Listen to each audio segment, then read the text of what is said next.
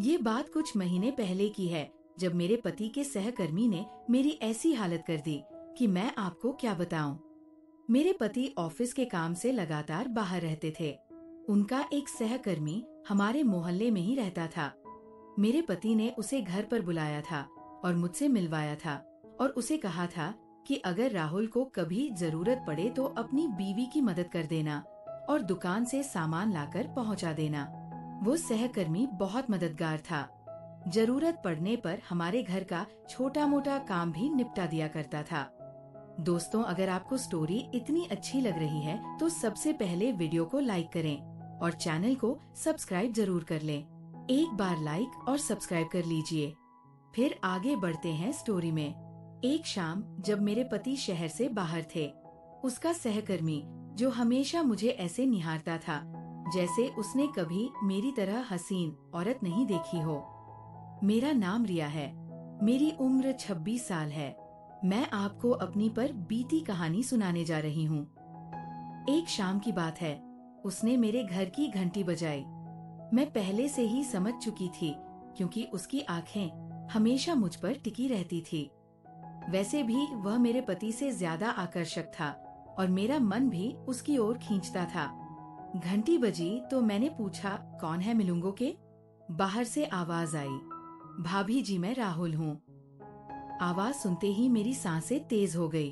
उसने पहली बार मुझे भाभी जी कहा था और उसका लहजा कुछ अलग सा था, जैसे वो कहकर कुछ और इशारा कर रहा हो। मैंने तुरंत दरवाजा खोल दिया।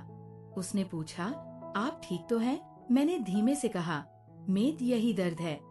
राहुल ने मुस्कुराते हुए जवाब दिया, अगर आप कहें तो मैं मालिश कर दूं, दर्द तुरंत आराम हो जाएगा। उसकी बात सुनकर मेरी सांस रुक सी गई। मैं समझ गई थी वो असल में क्या कहना चाहता है, लेकिन मेरा भी मन उसी राह पर था। मैंने बस हल्का सा सिर हिलाया और वो अंदर चला आया। मैं सोफे पर लेट गई। उसने तेल लिया और हाथों पर लगाया और मेरे पास आ बैठा। उसका बदन मेरे इतना नजदीक था। उसकी एक उंगली मेरी गर्दन को छू रही थी। जैसे ही उसने मेरी पीठ पर तेल लगाना शुरू किया, मेरी सांसें और तेज हो गई।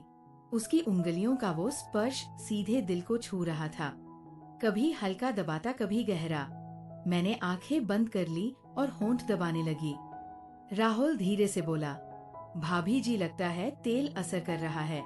उसकी मुस्कान, उसकी नजरें सब मुझे काबू से बाहर कर रही थी। मैं खामोश थी, लेकिन अंदर से पूरा बदन कांप रहा था। दोस्तों, स्टोरी आपको इतनी अच्छी लग रही है तो अभी वीडियो को लाइक कर दो और चैनल को सब्सक्राइब कर लो, क्योंकि आगे भी ऐसी ही मजेदार स्टोरी आने वाली है। और जो सब्सक्राइब करेंगे उन्हें मैं अपना नंबर भी दूंगा, तो जल्दी से सब्सक्राइब करो। चलिए अब स्टोरी आगे बढ़ाते हैं। उसकी उंगलियां कभी नीचे जाती, कभी ऊपर। मैंने उसके हाथ को रोकने की कोशिश की पर रोक नहीं पाई। कमरे में सिर्फ मेरी धड़कनें गूंज रही थी। राहुल और नजदीक आया और धीरे से बोला, मैं जानता हूँ आप भी यही चाहती है, बस एक बार कह दीजिए। मैंने उसकी ओर देखा।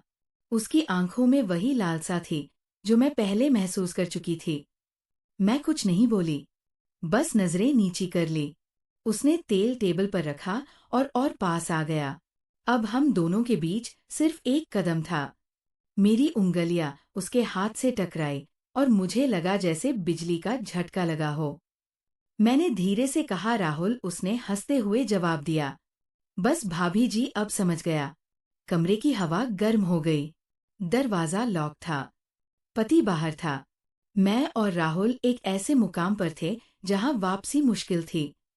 राहुल मेरी आंखों में सीधे देखने लगा। उसकी नजरें जैसे पूरा बदन नाप रही हो। मैं चुप थी, बस होंठ काटती रही। उसने धीरे से कहा, भाभी जी, आप कुछ बोलती क्यों नहीं? आपके चेहरे पर सब साफ है। मुझे संभलना मुश्किल हो रहा था। मेरा दिल जोरों से धड़क रहा था। मैंने खुद को काबू किया और उसकी तरफ मुड़ी। वह धीरे से और करीब आया। उसके हाथ मेरी कमर पर ठहर गए। मैं एक पल सख्त हो गई, पर अगले पल मैंने आंखें बंद कर ली, जैसे मैं भी तैयार थी। राहुल धीमी आवाज में बोला, अभी दर्द कम करना है या और बढ़ाना है? मेरे होठों पर हल्की मुस्कान आई, लेकिन मैं चुप रही। उसकी आवाज, उसकी सांसें सब मेरे अंदर घूम रही थी। कमरे में सिर्फ लैंप की मध्यम रोशनी थी। उस रोशनी में उसका चेहरा और साफ दिख रहा था। मैं उसकी हर हरकत महसूस कर रही थी। जब उसने दोनों हाथ मेरी कमर पर रखे तो मैंने सांस अंदर खींची। मैंने धीरे से कहा, राहुल, और उसने बिना रुके जवाब दिया, बस भाभी जी, मैं तो आपके लिए ही आया हूँ। मुझे लगा अरमया जैसे सब कुछ थम गया हो। उसका हाथ धीरे धीरे नीचे की ओर बढ़ रहा था और मेरा बदन अपने आप ढीला पड़ रहा था। मैंने उसका हाथ पकड़कर रोकने की कोशिश की पर अंदर से रोक नहीं सकी। उसने अपना चेहरा इतना पास लाया कि मैं उसकी सांसें महसूस कर रही थी। मेरी आंखों के सामने सिर्फ उसका चेहरा था। उसकी मुस्कान जैसे कह रही हो, अब तुम मेरी हो। मैंने सर हल्का सा झुकाया और उस पल मैं खुद को रोक नहीं पाई। राहुल ने धीरे से कहा, भाभी जी, आपके पति को कभी पता नहीं चलेगा। आप बस आज की शाम यादगार बना दो। मेरी उंगलियां उसके हाथ पर कस गई और मैं बस उसे देख रही थी। दिल में डर था, लेकिन उस डर से ज्यादा एक अजीब सी उमंग थी। समय थमता जा रहा था। दरवाजा बंद था। घर शांत था और मैं और राहुल एक ऐसी लकीर के दोनों तरफ थे। उस लकीर को पार करते ही सब बदल जाता। मैंने हंसकर बस इतना कहा, तुम रुकने वाले नहीं और मैं रोकने वाली नहीं। उसने सीधे जवाब दिया, फिर देर किस बात की भाभी जी?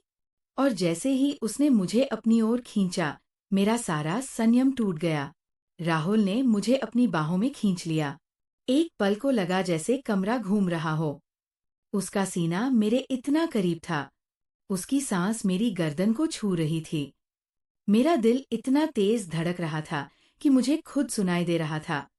मैंने दूर जाने की कोशिश की, लेकिन उसने मेरी कलाई थाम ली। हल्की मुस्कान के साथ बोला, अब तो आप मुझे रोक नहीं सकती। भाभी जी, मेरी आंखें नीची थी पर होठों पर मुस्कान खुद ब खुद आ गई।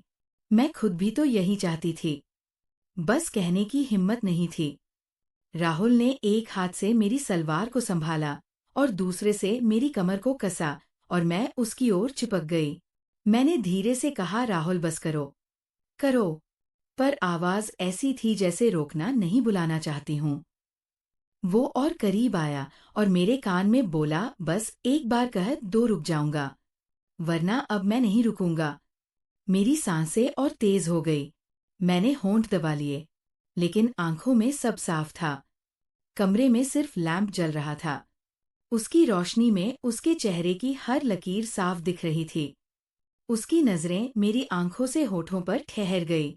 मैंने मुड़कर उसे देखा और बस इतना कहा, तुम्हें समझाने के लिए मुझे बोलना नहीं पड़ता। ये सुनकर राहुल ने गहरी सांस ली और मुझे और पास खींच लिया। अब हमारे बीच कोई फासला नहीं था। उसके हाथ मेरी कमर से ऊपर चढ़े और मैंने पलकें बंद कर ली। उस पल लगा जैसे सब थम गया हो। दरवाजा बंद, घर खामोश और हम दोनों अकेले। पति बाहर था और मैं अपने पति के सहकर्मी की बाहों में थी। राहुल ने कहा, भाभी जी, आज के बाद सब कुछ बदल जाएगा। मैंने आंखें बंद रखकर हल्की आवाज में कहा, जो होना है हो जाने दो। और अगले ही पल राहुल ने आगे बढ़ा, जहां से वापसी नामुमकिन थी। राहुल का चेहरा मेरे बिल्कुल पास था। उसकी नजरें मेरी आंखों से होठों तक घूम रही थी। मैंने होठ दबा लिए और उसकी लालसा साफ दिख रही थी। मैंने धीमी आवाज में कहा, राहुल, अगर कोई आ गया तो उसने हंसकर जवाब दिया, दरवाजा बंद है और घर में कोई नहीं। अब सिर्फ मैं और आप है। उसकी आवाज इतनी मीठी थी कि मेरे पैर नरम पड़ गए। मेरा दिल कह रहा था रुक जाओ, पर जिस्म कह रहा था आगे बढ़ो। राहुल ने एक हाथ से मेरी कमर और कसी और दूसरे से मेरी सलवार साइड की। उसकी उंगलियां मेरी गर्दन से फिसलती हुई नीचे गई। मेरी सांसें फिर तेज हो गई। मैं उसकी तरफ मुड़कर बोली, तुम समझ नहीं रहे, मैं खुद को रोक नहीं पाऊंगी। राहुल और नजदीक आया और धीरे बोला, इसीलिए तो आया हूँ, आपको रोकने नहीं बल्कि खुश करने। उस पल मेरी आंखें उसके चेहरे पर ठहर गई। उसका अंदाज, उसकी आवाज सब मुझे खींच रहा था। मैंने हाथ उसके सीने पर रखा जैसे दूर कर रही हूँ, पर वो दूर नहीं हुआ बल्कि और पास आ गया। उसने मेरी कलाई पकड़ी और अपनी ओर खींचा। अब कोई दूरी नहीं थी। उसकी सांसें मेरी गर्दन को जला रही थी। मैंने आंखें बंद की और सर उसके कंधे पर रख दिया। उसने धीरे कहा, भाभी अब बस आप मेरी हो। मेरी उंगलियां उसके हाथ पर फिसल रही थी। मैं कुछ नहीं कह पाई, सिर्फ उसके और करीब होती गई। कमरे में सिर्फ मध्यम रोशनी थी और उसमें हमारी सांसें तेज थी। मैंने उसके कान में धीरे कहा, जो करना है जल्दी करो। राहुल ने बस इतना कहा। फिर अब कोई रुकावट नहीं और उस लम्हे से सब काबू से बाहर हो गया। उस शाम के उस पल में लगा जैसे समय थम गया हो। राहुल का हाथ मेरी कमर से फिसलकर पीठ तक गया। उसकी उंगलियों का वो हल्का स्पर्श भी मेरी सांसों को हिला रहा था। मैंने उसकी तरफ देखकर धीरे कहा, राहुल तुम्हें पता है ना? अगर किसी ने देख लिया तो उसने मेरी आंखों में देखकर कहा, भाभी जिसकी नजर आप पर उठेगी मैं उसकी आंख निकाल दूंगा। अभी सिर्फ आप और मैं, बाकी दुनिया भाड़ में मेरी हालत ऐसी थी कि मैं ना रोक पा रही थी और ना हाँ कह पा रही थी। उसकी नजरें मेरी आंखों में थी। राहुल ने उंगली मेरे होठों पर रखी और बोला, अब कुछ मत बोलो, बस महसूस करो। मेरे दिल की धड़कन इतनी तेज थी जैसे फट जाएगी। मैं उसके इतने करीब थी कि उसकी सांसें मेरी सांसों को छू रही थी। मैंने होंठ काटे और उस लम्हे ने उसकी भूख और बढ़ा दी। उसने चेहरा मेरी गर्दन के पास ले जाकर कहा, अब आप मेरी हो चुकी हो। मैं अपनी जगह थम गई थी। उसकी बातें, उसका सब मुझे होश खोने पर मजबूर कर रहा था। मैंने आंखें बंद करके कहा, जो शुरू किया है अब पूरा कर दो। राहुल की मुस्कान और तेज हो गई। उसने मुझे और कस लिया और उस शाम कमरे की खामोशी सिर्फ हमारी सांसों की गर्मी से टूट रही थी। राहुल ने मुझे अपनी बाहों में ऐसे कसा जैसे मैं उसकी सांसों का हिस्सा बन गई हो। उसकी उंगलियां अब धीरे धीरे मेरी कमर से नीचे सरक रही थी और मैं बस सांस रोककर महसूस कर रही थी। मेरी हालत ऐसी थी कि मैं बेकाबू हो चुकी थी। मैंने धीरे से उसके कान में कहा, बस अब और इंतजार मत कराओ राहुल।